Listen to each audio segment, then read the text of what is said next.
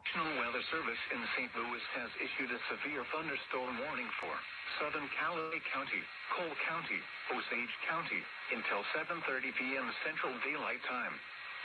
At 6:30 p.m. Central Daylight Time, a severe thunderstorm was located 10 miles southwest of Hickory Hill, or 22 miles south of California, moving northeast at 75 miles per hour.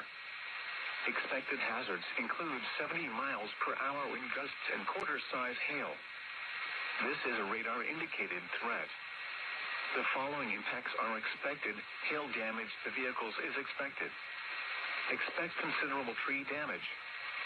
Wind damage is also likely to mobile homes, roofs, and outbuildings. This severe thunderstorm will be near Hickory Hill, St. Thomas, and Russellville around 6:40 p.m. Central Daylight Time. Other locations impacted by the severe thunderstorm include Eugene, Enon, Loman, Wainwright, Osage City, Schubert, Tibbetts, Bonnets Mill, Mokane, and Reform. This includes the following state parks: Clarksville Norton Historic Site and Jefferson Landing Historic Site. This includes Interstate 70 in Missouri near exit 161.